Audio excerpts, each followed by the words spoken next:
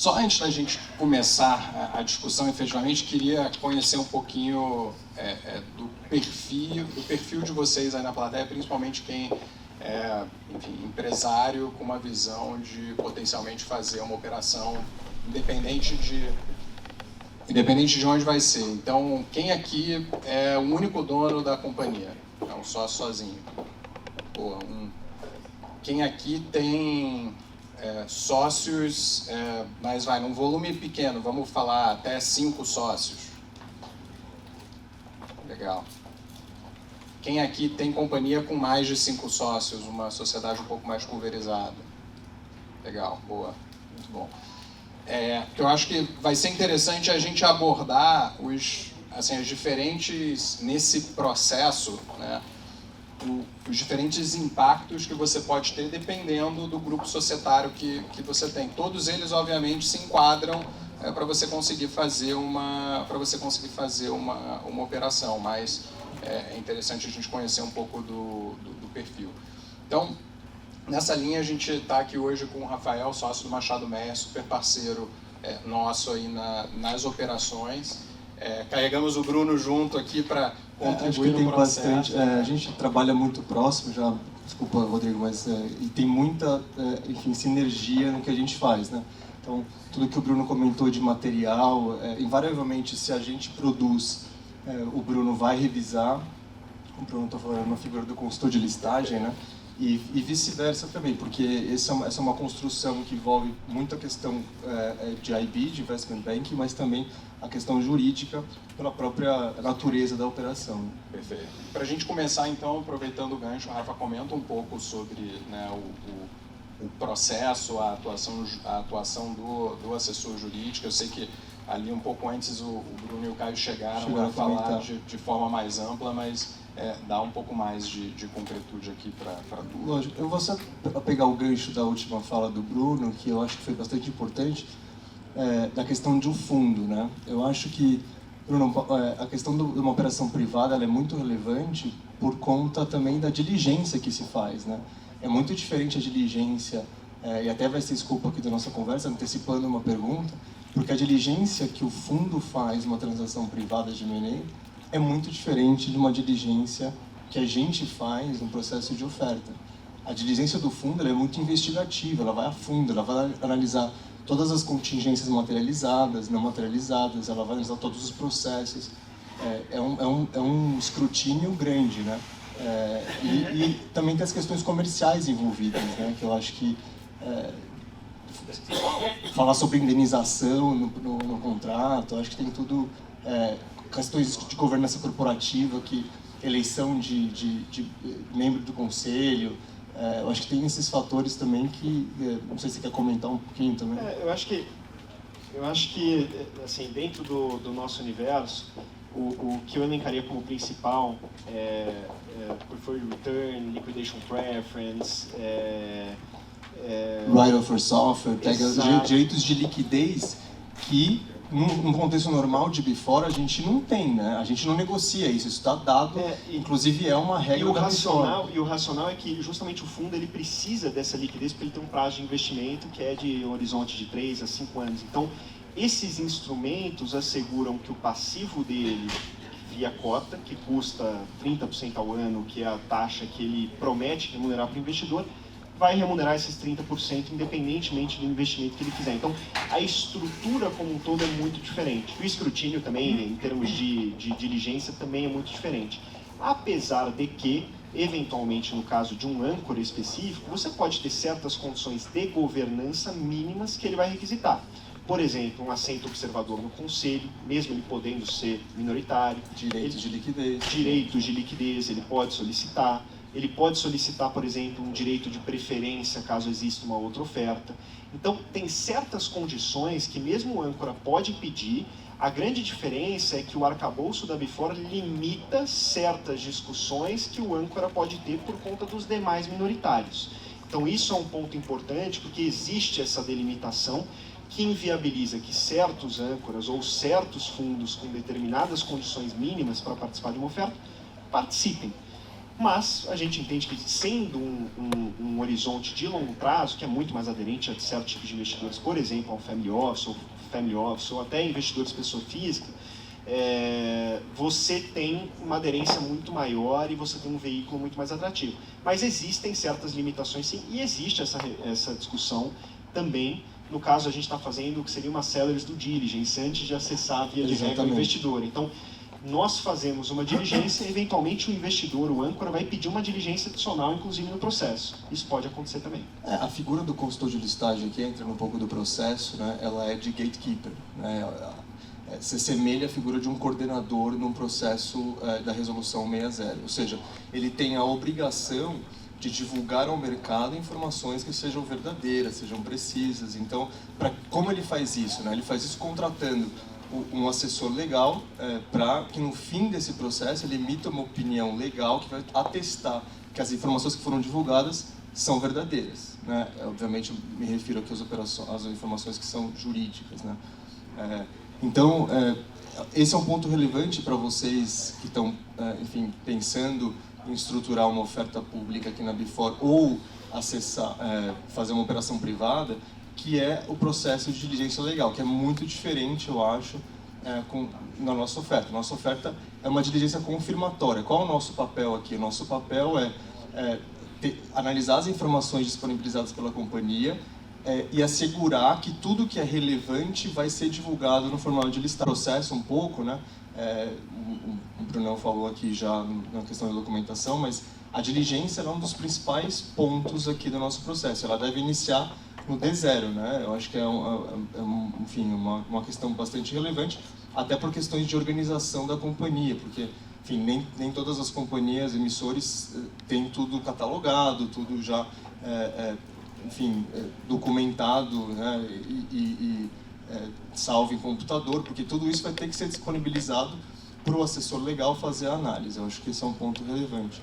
E aí, acho que um passo anterior, desculpa, Rodrigo, que é a questão da parte societária, né? Eu acho que nem toda companhia ela está preparada já no D0 para fazer oferta. Não, ela vai ter que fazer uma reorganização, às vezes constituir uma holding, fazer uma cisão, um drop-down de um ativo. O que eu quero? Qual é o perímetro do meu grupo que eu quero colocar no mercado? Eu tenho um segmento de negócio aqui que eu preciso tirar. Então, vamos fazer esse processo antes da oferta. A gente faz essa operação societária, de modo que não tenha nenhum impacto ali para a operação como um todo, para o bom andamento da transação. Então, se fosse para dividir em grandes blocos, né, eu acho que eu dividiria essa questão societária primeiro, para a gente ter um mapeamento do que precisa ser feito. Depois a gente partiria, já com a ajuda do consultor de listagem, para a diligência legal.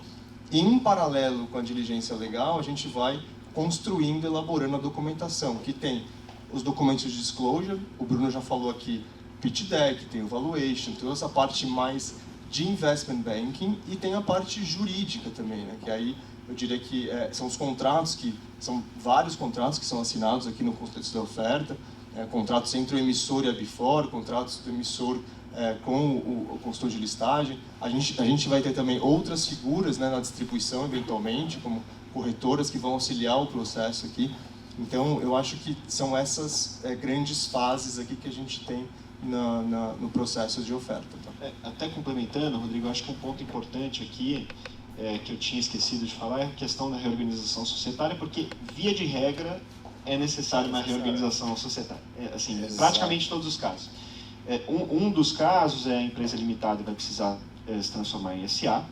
Você vai fazer um acordo de acionista, por fazer um acordo de acionista você já faz um ajuste ali na companhia. Então, assim, essa discussão ela é antes, eventualmente até da discussão de acesso ao mercado, é começar a estruturar a companhia para poder fazer oferta. Ou você tem companhia, que nem a gente também já encontrou, que são 3 companhias limitadas, as 3 têm um modelo de negócio super sinérgico, elas vão precisar ser colocadas embaixo de uma holding, e existem até questões tributárias, questões que vão precisar ser abordadas por um advogado nessa parte de reorganização societária. Então, muitas vezes, até a gente divide esse escopo do assessor legal em 2, que é, de fato, a parte do legal opinion, que é para a oferta, e a parte da reorganização societária. E, via de regra, começa pela reorganização societária. E até colocando um caso bem concreto aqui, né, Bruno, Rodrigo também, a gente está trabalhando juntos aqui nessa operação. Por vezes você encontra no meio do processo a companhia num processo de M&A.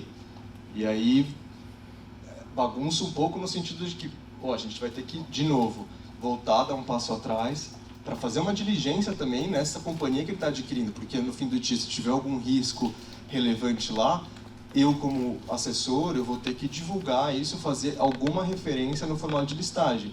De novo, tudo aqui, pessoal, acho que é importante a gente frisar, o princípio geral do mercado de capitais, que é de full disclosure, né? Então, eu preciso ter a diligência necessária aqui para me assegurar que tudo que está no formulário de listagem, ele é o que reflete a companhia, porque se não for, a gente tem um problema, né, porque o investidor não vai ter o total acesso à informação para a tomada de decisão de investimento. Então, de novo, por vezes que não é só a reorganização societária, você tem um processo de M&A, alguma compra e venda interna de ações entre acionistas, então tudo isso a gente tem que estar bem mapeado também, e para, antes de começar a oferta efetivamente, a gente primeiro resolver esse ponto e ter o devido disclosure na documentação. Só um complemento, acho que em linha com o que vocês estão colocando, e acho que às vezes acaba sendo um mito ou um estigma para alguns empresários, que situações de você ter outros sócios, né, na companhia, e como é que fica a convivência desses outros sócios no momento que você vai fazer o IPO e no pós-IPO. Então, a gente muitas vezes escuta questionamento, não, mas eu já tenho um fundo como sócio, eu tenho... e aí é importante reforçar que, assim, tudo isso pode conviver. E cada um, entre aspas, assim, cada um no seu quadrado. É possível todo mundo ir para o que a gente chama de free float, que é colocar as suas ações em circulação. E aí as ações em circulação, né, elas estão sujeitas às regras, lei das SAs para companhias abertas e direitos de liquidez, né? Norma que a Before, inclusive, exige, né? Exato, exatamente. Mas acho que era legal comentar um pouco, Rafa, assim, de que como é que funciona essa convivência, porque você pode ter sócios fundos com acordo de acionistas em ações que não estão em circulação, e essa turma conviver bem no mesmo ecossistema. Esse é um outro ponto, né? Muito bom ponto, né? Porque a gente tem que resolver essa questão antes, né? Tem dois cenários aqui. O momento em que a companhia, o emissor, já tem um fundo no seu cap table, né? E tem o momento que o Bruno já falou, que é a questão do depois, né? Que é o investidor líder, eventualmente, né? O âncora ali, que ele vai fazer parte dessa transação. Nessa etapa que o Rodrigo mencionou, que é a anterior, a gente só precisa assegurar que o acordo de acionistas, se não existir, vai ter que ser feito, né? Acho que essa é a primeira coisa. A segunda, ela tem que assegurar o controle ali, né, entre o investidor financeiro e os fundadores, no caso, tá? E a outra coisa é a gente incluir no acordo de acionistas as exigências que a Before estabelece. E aí eu cito uma que é a principal, mas por favor, Rodrigo, Bruno, me corrijam aqui, que é o direito de tag along para os minoritários em caso de venda secundária num mínimo de 25%. Então, essa é uma exigência que se faz para que todo o float, caso haja uma venda secundária, acima sempre desse threshold de 25%, eles terão direito a 100% do valor pago pela ação.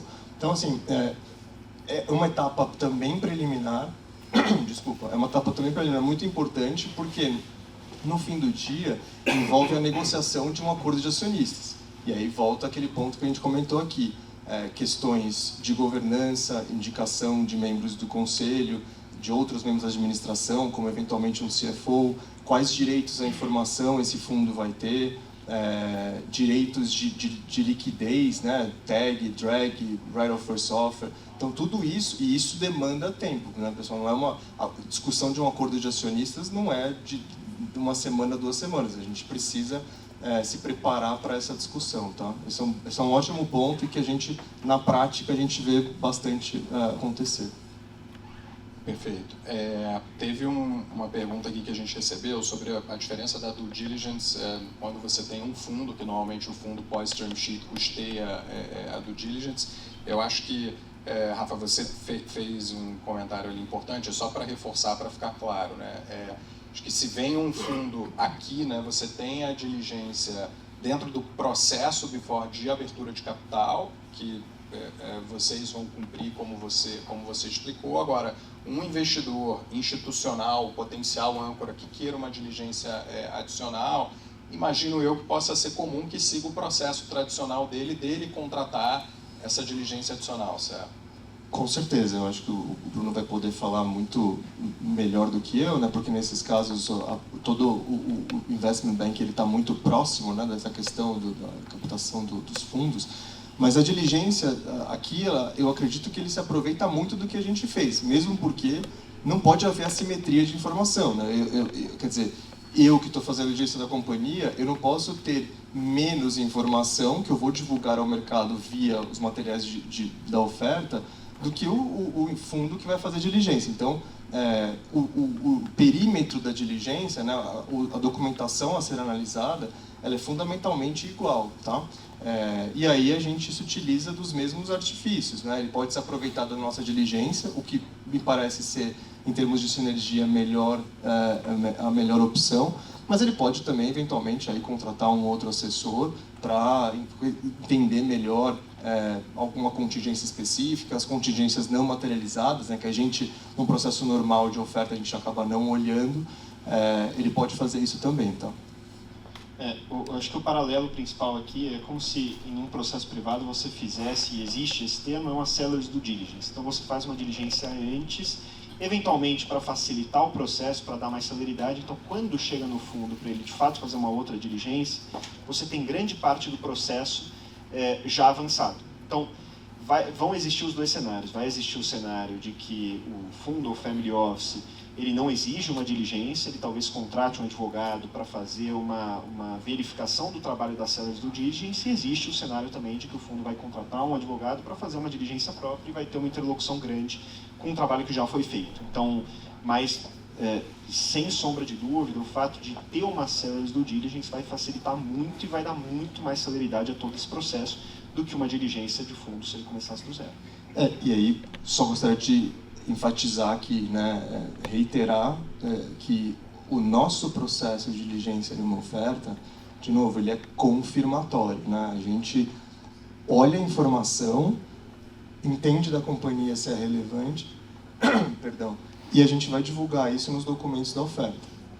Eu acho que o paralelo ideal seria assim, obviamente está usando o termo due diligence, mas um processo privado que se assemelha um pouco ao âncora, né? Enfim, ele tem os próprios deveres ali, o compliance interno de cada fundo, então ele vai fazer uma diligência investigativa mesmo, né? Ele vai a fundo, ele vai analisando processo a processo, eventualmente, cópias, as contingências não materializadas. Então, assim, é um escrutínio, é importante ressaltar isso, é um escrutínio muito maior. E é a prática, não é que a gente está inventando alguma coisa diferente, é porque é assim, inclusive, é assim em processos de IPO tradicional, né? P3 CVM, quer dizer, a diligência para mercados de capitais, ela é uma diligência confirmatória sempre, a gente nunca vai a fundo, a gente não elabora um relatório de auditoria legal, a gente não tem um assessor financeiro detalhando as contingências não materializadas para a gente elaborar um risk assessment. Isso não existe, exceto raríssimas exceções, né, acho que não me lembro de ter visto nessa minha vida profissional, mas então é bem diferente o escrutínio que é feito numa operação pública e uma operação privada. Acho que um ponto que foi comentado também, no processo de preparação, vocês também apoiam a companhia em deixar ela, em termos de estatutos, políticas, etc., 100% complied em se tornar uma companhia aberta na Before. Eu acho que vale conectar um pouco sobre, feito isso pós, né, porque ali você está escrevendo tudo que a companhia passa a ter que se obrigar a fazer, etc., eu acho que a gente tentar aqui desmistificar um pouco do peso que isso tem no pós, porque acho que às vezes tem uma preocupação de, ok, me tornei uma companhia aberta, às vezes acho que ainda tem um estigma de que virar SA é muito complicado e é muito caro, e me tornei uma companhia aberta e isso também tem um peso que eu não consigo, enfim, eventualmente não vou conseguir cumprir, então acho que desmistificar um pouquinho seria legal. Isso é um bom ponto, porque para a companhia aberta, categoria A ou B, CVM, né, realmente esse é um fardo que se carrega, né? Não tem como a gente negar. A gente no escritório, a gente atende várias companhias abertas e a gente sabe o rigor que é cumprir com todas as normas que a CVM imputa, né? Tanto no processo de vida dia a dia de companhia aberta, né? Resolução CVM 80, 44, enfim, realmente é um fardo muito grande, além das taxas perdão, envolvidas, né? Tem taxa anual, companhia aberta, tem tudo isso. Mas assim, na Before, o que eu diria, analisando todo o arcabouço regulatório que foi feito, é o dever de informar, né? Que é a gente já falou aqui um pouco, que é o princípio basilar do mercado de capitais de full disclosure. Então, assim, assumindo que o fundador ou empresário ele manterá o controle societário do emissor pós-oferta, eu acho que a grande questão aqui para o empresário é a questão de divulgação de informações. Ele tem que lembrar sempre que me tornei uma companhia listada na Before, eu vou ter que divulgar certas informações para o mercado.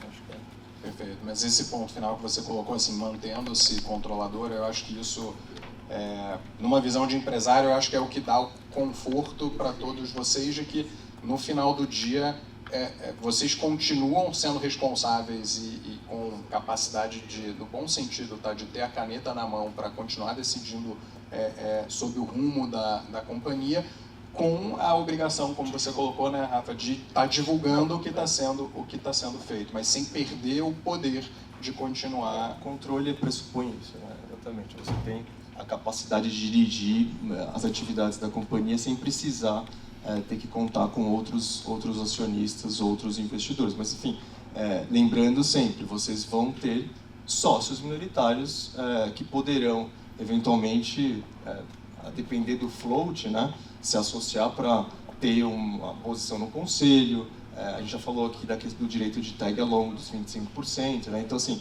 mas com certeza essa é uma preocupação que vocês não precisam ter, assumindo que pós-oferta, pós-listagem, vocês terão o controle societário. Vocês sempre terão, isso inclusive está previsto na lei das SA, né? O controle pressupõe que você conseguirá dirigir as atividades da companhia, eleger a maioria do conselho e tocar os negócios como você sempre fez. E aí, obviamente, que tanto a lei das SAs como as próprias exigências de políticas que para você, né, se tornar uma companhia aberta na Before, o objetivo de tudo isso é trazer uma proteção para o minoritário, né? Inclusive com relação a política de conflito de interesse, partes relacionadas. Partes relacionadas, exatamente.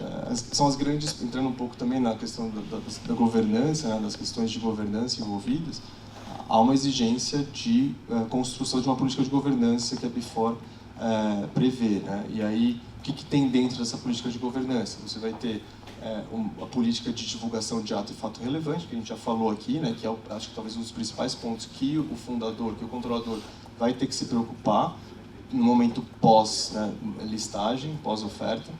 Você vai ter também a política de transações entre partes relacionadas, ou seja, tudo que você fizer com alguma parte relacionada à sua, você terá que divulgar. Além disso, você terá que tomar certos cuidados ali estabelecidos na sua política.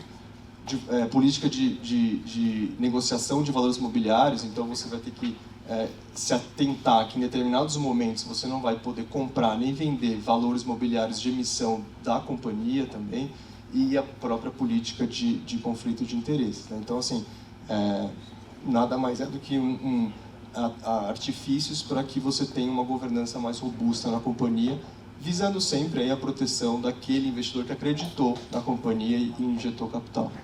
Perfeito. A gente teve uma outra pergunta aqui, acho que é bem pertinente, que é como funciona o fechamento de capital caso uma empresa seja vendida. E aí aqui eu acho que vale explorar um pouco também de como estava a regulação de até aqui, a própria consulta pública que veio para tentar melhorar isso.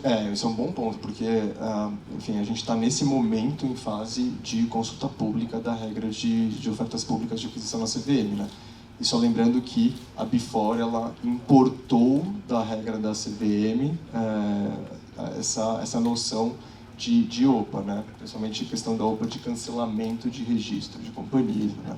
Então, assim, a gente está nesse momento, o que vai acontecer, vamos esperar os próximos passos, né? Mas, basicamente, você tem 2 caminhos para você sair da B4. O primeiro é se você migrar da B4 para a B3, e aí você faz uma OPA por preço justo, né? Você vai ter que ter um laudo ali.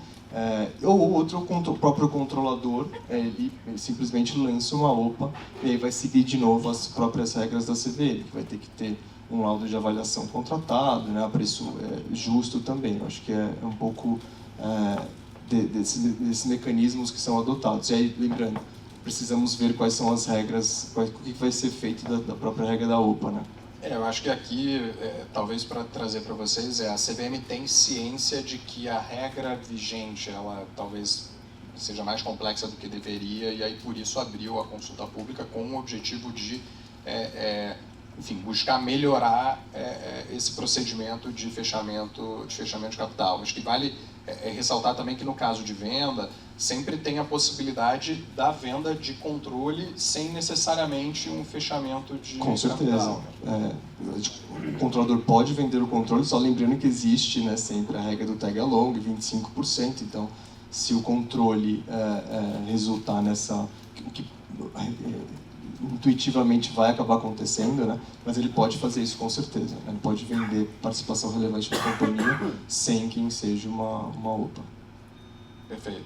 A gente teve 2 casos aqui na B4 que eu acho que acho que são 2, mas assim, surgiu de um caso específico de uma companhia que as ações que ela colocou em circulação e que foram colocadas a mercado foram ações PN resgatáveis com uma dinâmica estatutária de governança para o resgate dessas PNs num eventual caso de uma oferta de aquisição de 100% da companhia. É uma possibilidade de você já endereçar essa questão antes que ela venha futuramente a concretizá-la, né? Lembrando que a própria regra da B4 ela exige que se você tiver ações preferenciais, você vai ter que ter um set ali. Usualmente a ação preferencial não tem voto, né? Mas nesse caso a companhia tenha no seu capital social dividido não só em ações ordinárias, mas como preferenciais, você vai ter que dar o direito a voto em determinadas matérias ali que estão descritas. E aí, me lembra aqui, Rodrigo, mas fundamentalmente processo de transformação da sociedade, cisão, né? Integralização de capital também, com bens, eu acho que... acho que alguma coisa que tem votos também com conflito. Transações com partes relacionadas, exatamente. Acho que é isso. É uma forma criativa de você endereçar essa questão de uma futura OPA, né? Acho que a gente pode pensar nesses artifícios também, de novo, né? Naquela etapa inicial, preparatória, quando a gente está construindo com a companhia o estatuto social, né? Que é, enfim, uma das exigências da B4 também, que a companhia seja uma SA, e aí com um conselho de administração, né? Acho que é uma das principais exigências. Perfeito. Só para a gente fechar aqui, pessoal, uma última pergunta que eu acho que vale também a contribuição do Bruno foi se uma empresa listada na B4 pode operar normalmente uma futura emissão de debêntures ou outras captações no mercado de capitais. É uma ótima pergunta, né, Rodrigo? Porque a gente está estudando exatamente esse ponto agora, a gente está vendo algumas transações desse tipo, a gente está estudando, então é completamente factível conviver com essas 2 emissões. Aliás, a gente até fomenta vocês, né, se vocês quiserem conversar sobre isso, a gente está super à disposição, porque é esse tipo de estrutura que a gente está vendo também, dado inclusive o cenário do nosso mercado de capitais, né? O cenário de equity, de ECM está muito difícil há alguns anos, né? Eu me lembro de ter enfim, um gap assim tão grande sem IPOs, né? O último IPO que a gente teve, só resgatando aqui na B3, foi em setembro de 21. Eu participei desse IPO que foi da Vitia. O outro IPO foi no Nubank, mas foi um dual listed, uma operação totalmente diferente, que foi em dezembro. Então, assim, olha o tempo que a gente está nessa seca, vamos dizer assim, de ofertas de equity. Então, por esse motivo, acho que esse assunto vai justamente ao encontro do que a gente está estudando aqui. Essas ofertas, elas podem conviver perfeitamente e é uma forma, óbvio, de captação de recursos, de acessar o mercado de capitais via instrumentos de dívida, né?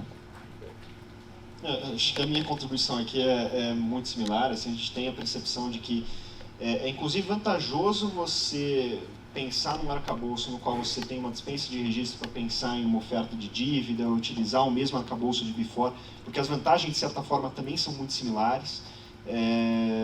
Então, assim, a gente entende que é super frutífero, e acho que essa questão do ambiente de negócios que a gente tem agora favorece essas captações, principalmente para certos tipos de ativos de crédito privado. Então, inclusive, a gente já verbalizou e teve algumas discussões sobre, e a gente acha que a convivência, e é o que a gente vê em mercado de capitais, tanto de títulos de dívida, quanto empresas com ações listadas, é super recorrente. Inclusive, uma coisa viabiliza e facilita a outra. Então, empresas listadas, via de regra, acessam o mercado de capitais, inclusive via dívida, de uma forma muito mais simples, muito mais fácil, com custo de capital mais atrativo.